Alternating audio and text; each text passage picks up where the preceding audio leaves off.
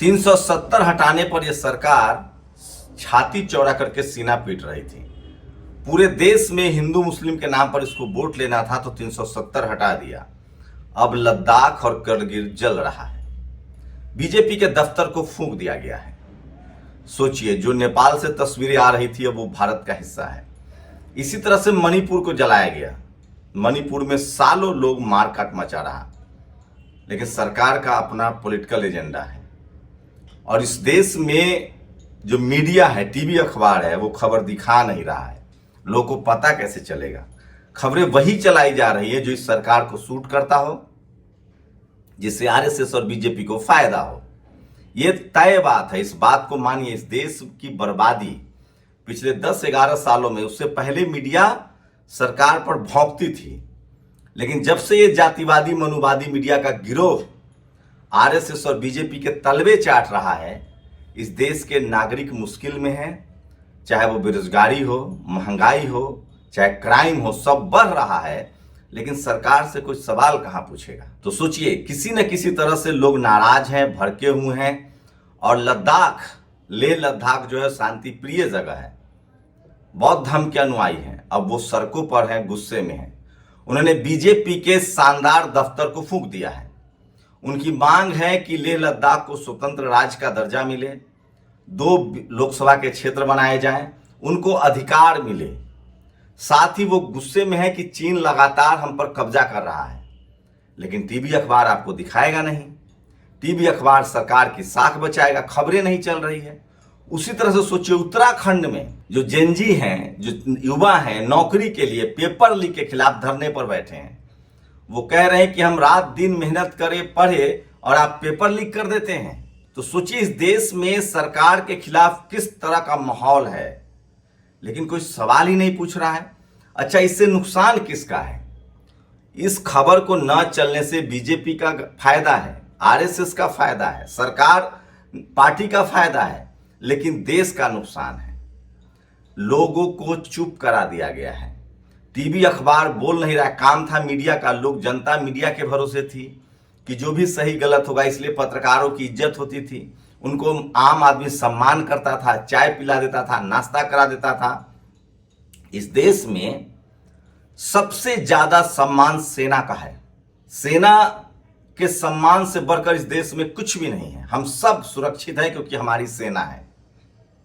तो इस देश में जो हम मैक्सिमम सेक्रीफाइस को सबसे ज्यादा सम्मान करते हैं, हम सैल्यूट करते हैं हमारी राष्ट्र की सेना को, हमारी देश की सेना को। उसके बाद दूसरा सबसे बड़ा सम्मान पत्रकारों का था कि ये अपनी जान जोखिम में डालकर, जैसे हमारी देश की सेना मुसीबत में, गृह युद्ध के समय हो या फिर कोई आफत हो, विफत हो, जब लैंडस्लाइड हो, जब बाढ़ आ जाए, जब कोई देश में इंटरनल प्रॉब्लम हो, कोई आपदा आ जाए, तो भी हमारी देश की सेना हमारी मदद करती है। पैरामिलिट्री फोर्स हमारी मदद करती है। बाढ़ आ गया, सूखा आ गया, पुल ढह गया, लैंडस्लाइड हो गया, इंटरनल भी हमारी सिक्योरिटी करती है। एक्सटर्नल हम इसलिए चैन से सो पाते हैं क्योंकि हमारी सीमा पर सेना है, तो हम सम्मान करते हैं। दूसरा बड़ा सम्मान इस देश में पत्रकारों का था। उनको लगता था कि ये भी जहां बाढ़ है, सूखा है, लैंडस्लाइड है, किसी भी हालत में पत्रकार वहां पहुंचते थे, वहां की रिपोर्ट दिखाते थे ताकि तुरंत कार्रवाई हो।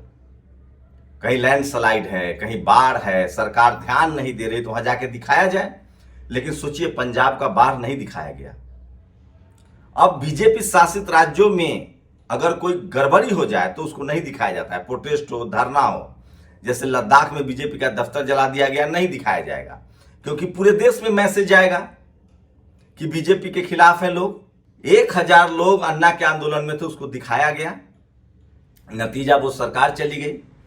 लेकिन अब मीडिया न तो बेरोजगारी दिखाता है, उत्तराखंड में प्रोटेस्ट हो रहा है, न इन्होंने मणिपुर की सच्चाई दिखाई। तो ये मीडिया सिर्फ सरकारी काम में लगा और इसीलिए अब कोई इज्जत नहीं करता है। खासकर टीवी और अखबार वाले पत्रकारों की तो जो बेइज्जती होती है आप कल्पना नहीं कर सकते हैं। ये इनके रिपोर्टर सड़कों पर जाते हैं, इनकी हुटिंग होती है। वो तो हम लोग डेमोक्रेटिक देश हैं और हम चाहते हैं कि सिर्फ अपनी बात रखी जाए। तो बीजेपी के तमाम अपराधों को, बीजेपी की तमाम गलतियों को, चाहे वो विदेश नीति हो। सोचिए, आज एक खबर पढ़ रहा था, सेंसर बोर्ड जो फिल्मों को परमिशन देता है उसकी 6 साल से बैठक ही नहीं हुई है। विदेश नीति की क्या हालत है आप समझ रहे हैं। हमारे खिलाफ पाकिस्तान हमारा दुश्मन देश है, उसके साथ चाइना गलभैया कर रहा है, वो पहले से करता था। अमेरिका उसकी गलभैया कर रहा है।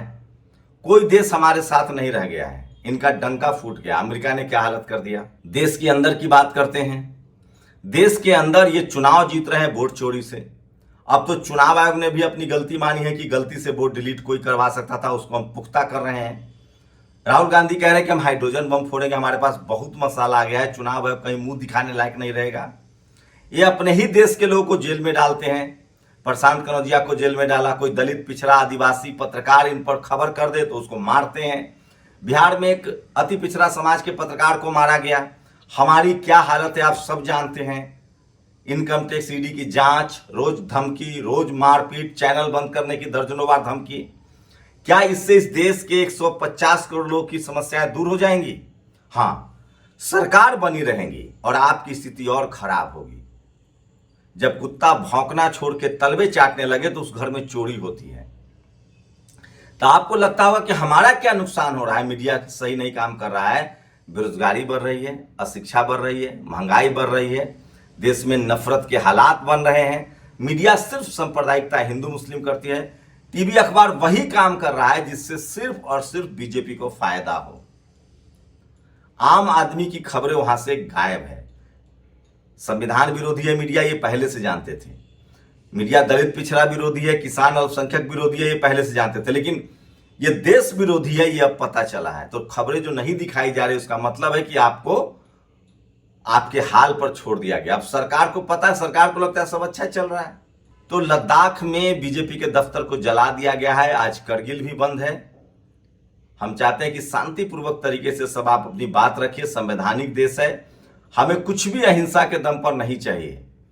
लेकिन इसमें सबसे बड़ी भूमिका की है, कम से कम वो खबर तो दिखाए कि छात्र प्रोटेस्ट कर रहे हैं उत्तराखंड में पेपर लीक के खिलाफ। एसएससी का एक एग्जाम नहीं हो रहा है, बेरोजगारी, और जो पत्रकार खबर दिखाता है उसको जेल में डाल देंगे। अब बात करते हैं बिहार में। बिहार के हैं प्रशांत किशोर। इनको मतलब सोचिए, ये ऐसे ही जातिवादी मनुवादी जो है, इनकी परवरिश में गलती है। इनको बताया ही नहीं गया है कि जाति सूचक शब्द नहीं बोलना है। इनको बताया ही नहीं जाता है कि इस देश में जाति के नाम पर किस तरह के मुहावरे गढ़े गए हैं, उससे दूर होना है। ये इनकी नर्सिंग ऐसी घर में होती है। तो आप कम से कम इस तरह के जाति सूचक शब्दों से बचिए।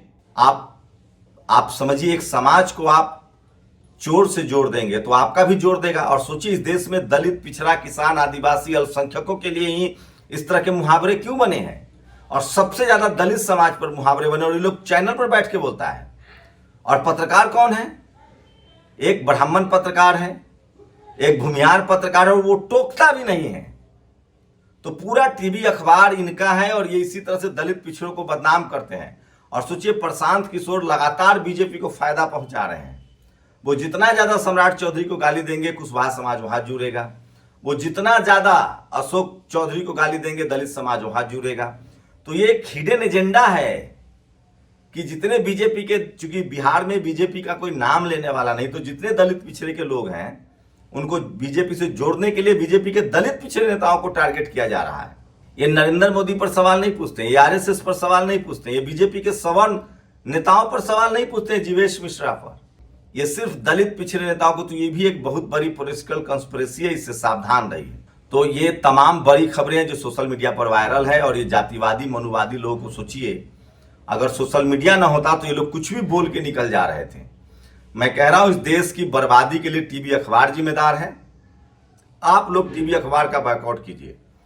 और सोचिए, दिल्ली में एक बाबा ने 73 छात्राओं के साथ रेप किया है, 73 हैरेसमेंट किया। दिल्ली, देश की राजधानी दिल्ली में बैठ के साधु के वेश में।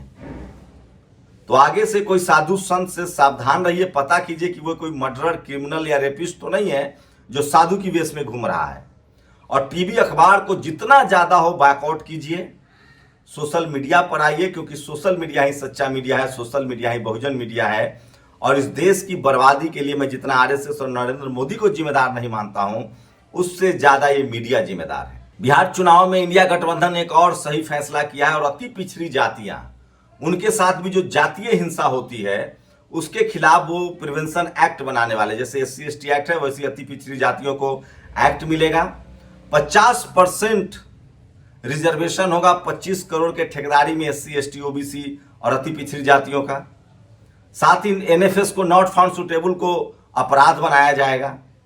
तो बिहार में इस बार नई लकीरें खींच रहा है इंडिया गठबंधन, चाहे वो कांग्रेस हो, मुकेश सहनी हो, RJD हो, और वो पूरी तरह से अब दलित अगरा बनाम पिछड़ा का चुनाव होने जा रहा है और बहुजन समाज के मुद्दे पर चुनाव होने जा रहा है। सोचिए, हम लोग 10 साल से SC/ST OBC किसान अल्पसंख्यक की बात कर रहे थे और ये बात अखिलेश यादव PDA का नारा दे रहे हैं। बिहार में कांग्रेस सामाजिक न्याय की बात कर रही है, लेकिन देखना पड़ेगा कि वो कितना टिकट बांटते हैं। लेकिन बिहार में इस बार चुनाव अगरा बनाम पिछड़ा होगा, ये गांठ मान लीजिए, क्योंकि बिहार जगदेव बाबू की धरती है, भारत रत्न जननायक कर्पूरी ठाकुर की धरती है, BP मंडल साहब की धरती है और यहाँ सामाजिक आंदोलन की जड़ें गहरी रही है। पार्टी कोई भी हो, दलित पिछड़ों को मुख्यमंत्री बनाना पड़ता है, ये बात समझ लीजिए।